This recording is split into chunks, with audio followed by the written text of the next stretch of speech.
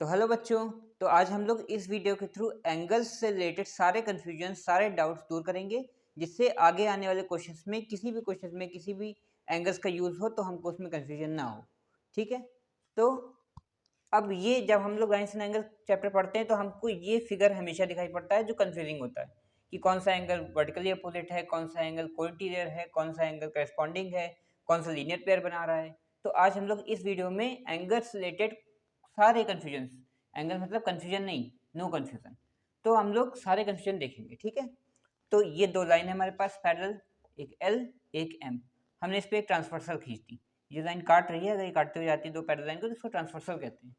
तो दो लाइन हमारी है पैरेलल और एक ये ट्रांसवर्सल काट रही है। ठीक है। अब चार एंगल यहाँ बन रहे हैं, चार एंगल नीचे बन रहे हैं, जिसको हमने नाम दे दिया 1 2 3 4, इधर 5 6 7 8। ठीक। तो ये दो एंगल 2 और 3 ये, 1 और 4 ये, 6 और 7 ये, 5 और 8 ये, इनमें क्या रिलेशन है, कैसे डील करेंगे, कौन सा किसका नाम है, ये सब देखेंगे। ठीक। तो हम लोग डील करते हैं ये पांच तरह के एंगल्स। जब ये बनते हैं तो इनमें पांच तरह के एंगल्स बनते हैं: alternate angle, corresponding angle, vertically opposite angle, cointerior angles और लीनियर पेयर। ठीक है। तो सबसे पहले हम लोग देखते हैं अल्टरनेट एंगल। अब अल्टरनेट एंगल जो हम लोग देखेंगे, इसके अंदर दो एंगल हैं, अल्टरनेट इंटीरियर एंगल्स और अल्टरनेट एक्सटीरियर एंगल्स। ठीक। तो जब भी हमको कहीं z बना दिखेगा, जब हमने दो पैरेलल लाइन बनाई और एक ट्रांसवर्सल काटी तो हमको एक z मिला, ये जो z मिला। ठीक। अब इस z के अगर अंदर एंगल बन रहे हैं, यहाँ पे ये जो अंदर की साइड दो एंगल बन रहे हैं, ये अगर एंगल है तो हमारे ये अल्टरनेट इंटीरियर एंगल्स हैं। और अगर z के बाहर की साइड एंगल बन रहे हैं ऐसे, तो ये अल्टरनेट एक्सटीरियर एंगल है। ठीक। अब ये होते क्या है, इनमें क्या करना है हमको। तो अगर ये z बन रहा है, जैसे इसमें हम लोग देखें कि ये दो लाइन थी, ये दो लाइन थी दो, और ये ट्रांसवर्सल कट रही थी। अब इसमें हमको z बनता दिख रहा है ये, तो इसमें अंदर कौन सा एंगल बन रहे हैं, एंगल 3 और एंगल 6। तो एंगल 3 इक्वल टू एंगल 6। क्यों?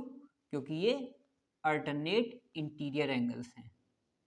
ठीक। ऐसे ही अगर ये z बन रहा है तो बाहर कौन सा एंगल बन रहा है, 4 + 2 + 1, या हम पूरा कोई एंगल मान सकते हैं कि एंगल 8 है, एंगल 9 है। ऐसे ही इधर जब z बना था तो इधर बाहर की तरफ कौन सा एंगल बना था, 7 + 8 + 5। ठीक है। एक्सटीरियर का काम कम पड़ता है, इंटीरियर का काम ज़्यादा पड़ता है। तो हम लोग को ध्यान देना है कि इंटीरियर जो एंगल बन रहे हैं वो कौन कौन से एंगल बन रहे हैं। ये z बना, इसके अंदर वाले एंगल। ठीक। तो जब भी z बनेगा तो कौन सा एंगल बनेगा, अल्टरनेट इंटीरियर एंगल या अल्टरनेट एक्सटीरियर एंगल। ठीक। अब आते हैं दूसरे पे। फिर से दो लाइन है हमारे पास, एक ट्रांसवर्सल है। अब करस्पॉन्डिंग एंगल क्या होते हैं, अगर दो लाइन ये बनी है और एक कट कर रही है, तो हमने देखा एक एंगल यहाँ बना था जिससे यहाँ बना 2, एक एंगल यहाँ बना था जैसे 4, एक एंगल बना था 6, फिर इसके नीचे 8 बना था।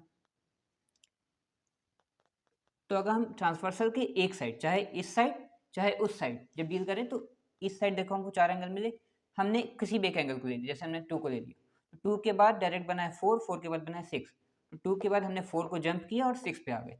तो ये 2 और ये 6 इक्वल है। क्यों इक्वल है?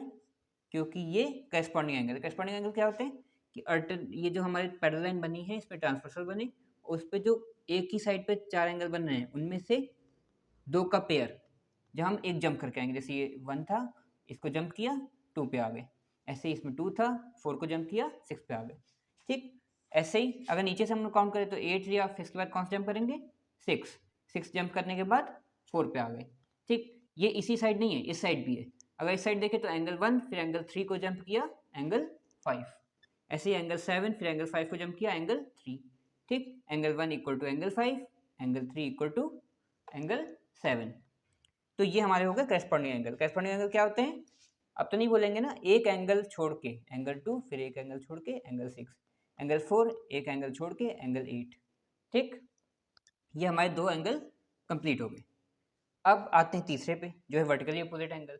ये सबको अधिकतर रट जाता है, ईजी है कि अगर दो लाइन आपस में एक दूसरे को क्रॉस कर रही हैं तो जो सामने सामने एंगल बन रहे हैं, जो सीजर्स बना रहे हैं, वो हमारे वर्टिकली अपोजिट एंगल। जैसे इसमें दो लाइन कहाँ कट की, इस पॉइंट पे, इसको ओ लेट कर देते हैं, तो ये दो हमको पॉइंट मिले सामने सामने, और ये दो एंगल मिले, ये एंगल 2 एंगल 3 के इक्वल, क्योंकि वर्टिकली अपोजिट है, सामने सामने इक्वल है, और एंगल 1 एंगल 4 के इक्वल। ठीक। एंगल 1 एंगल 4 के इक्वल। ऐसे नीचे कौन से एंगल इक्वल होंगे, एंगल 5 इक्वल टू एंगल 8 और एंगल 6 इक्वल टू एंगल 7। ठीक है ना, वर्टिकल अपोजिट में तो कोई दिक्कत नहीं है। तो एंगल 6 एंगल 7 के इक्वल, एंगल 5 एंगल 8 के इक्वल, ऐसे एंगल 2 एंगल 3 के equal, angle 1 equal to angle 4। ये तीन तो होगा ना अल्टरनेट एंगल, जेड बना रहा है करेस्पॉन्डिंग एंगल। एक जंप करके एंगल लेना है 2, फिर 4 जंप करके 6, 1 फिर 3 जंप करके 5। ठीक, एंगल वर्टिकली अपोजिट एंगल क्या होते हैं, जो सीजर्स बना रहे हैं, सामने सामने एंगल बन रहे हैं, 2 और 3, 1 और 4, 6 और 7, 5 और 8। ठीक, यहाँ तक तो कोई डाउट नहीं है, तीन एंगल हमारे हो गए। अब सिर्फ दो बचे, कोइंटीरियर एंगल्स और लीनियर पेयर। अभी तक हम लोग क्या देख रहे थे कि जो भी एंगल्स बन रहे हैं ये आपस में इक्वल बन रहे हैं, कि जैसे हमने देखा अल्टरनेट एंगल में जो दो एंगल बने वो दोनों इक्वल थे, ऐसे करस्पॉन्डिंग एंगल में जो दो एंगल बने वो दोनों इक्वल थे। ऐसे वर्टिकली अपोजिट में जो दो एंगल बने, इसमें क्या कौन कौन से बने थे, एंगल 2, एंगल 3, एंगल 1, एंगल 4। ऐसे यहाँ पे सिमिलरली तो ये दोनों एंगल इक्वल इक्वल थे, ये भी इक्वल, ये भी आपस में इक्वल, ये भी आपस में इक्वल, आपस में इक्वल। ठीक, अब हम लोग जो दो एंगल बचे हैं वो देखेंगे, कोइंटीरियर एंगल और लीनियर पेयर।